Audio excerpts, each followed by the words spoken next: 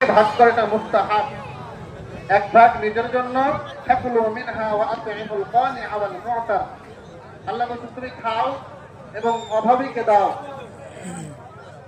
গরিব দুঃখীর জন্য, গরিবদের জন্য এক ভাগ, আর এক ভাগ আত্মীয় স্বজনদের জন্য, 3 ভাগে ভাগ করা এটা মুস্তাহাব। এজন্য আমরা সম্ভব হলে ভাগ করবো করে সুন্নত তরিকায় এই মুস্তাহাব আমলটা করার চেষ্টা করবো সবাই ইনশাআল্লাহ। এজন্য আমরা এই মাসালাগুলি খেয়াল রাখবো ইনশাআল্লাহ। যেহেতু সময় আর বেশি নাই, আর মাত্র 5 মিনিট সময় আছে, আর মাত্র 5 মিনিট সময় আছে। এজন্য যে সমস্ত ভাইরা গেটের কাছে এখনো দাঁড়িয়ে আছি, আমি অনুরোধ করবো ভাই এই দিকে এখনো দক্ষিণ দিকে মাঠ বরাবর এখন অনেক জায়গা ফাঁকা পড়ে আছে। এই যে মেহরাব বরাবর অনেক জায়গা ফাঁকা পড়ে আছে।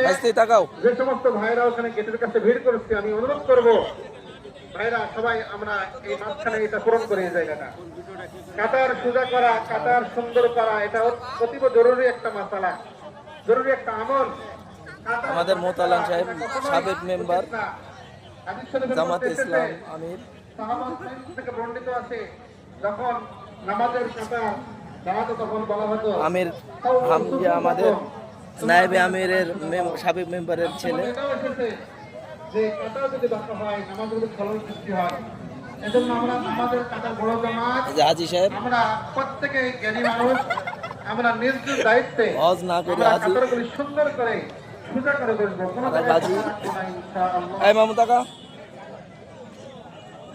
যদি কোনো আমাদের মহতালাম খুবই অবস্থা খুবই খারাপ, তাহলে সেই জায়গাটা ফাঁকা রাখি। যদি খুবই অসুবিধা হয়, মনে হয় যে এখানে নামাজ পড়া সম্ভব হচ্ছে না, কিন্তু যেখানে সম্ভব হবে, জানাবাজে কাদাও লাগে, সমস্যা তো নাই, জানাবাজটা ধুয়ে গেলে তো হয়ে গেল। এই জন্য আমরা ওই দিকে বেশি লক্ষ্য না করে আমরা সবাই কাতারটা পরিপূর্ণ করে বসার চেষ্টা করবো ইনশাল্লাহ।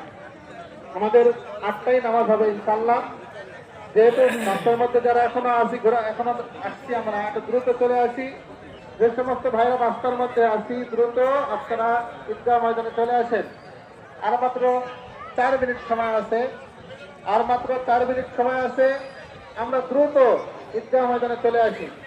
আমাদের বড় জামাত, এখানে আমরা দীর্ঘদিন ছোটবেলা থেকে দেখে আসছি, আমাদের পূর্বপুরুষরাও এখানে ঈদের নামাজ সবাই একসঙ্গে কাঁধে কাঁধ মিলিয়ে পড়তো।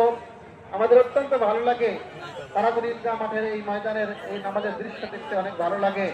মুসলমানদের বড় জামাত, এটা ইসলামের একটা শক্তি। ইসলামে জুমার নামাজ একত্রিত হয়ে পড়া, ঈদের নামাজ একত্রিত হয়ে পড়ার এটাও একটা উদ্দেশ্য। মুসলমানদের ভালোবাসা মহাব্বত যেন বাড়ে, এবং মুসলমানদের এই একতা দেখে কাফের মুশরিক কুফফাররা যেন ভয় থরথর করে কাঁপে যে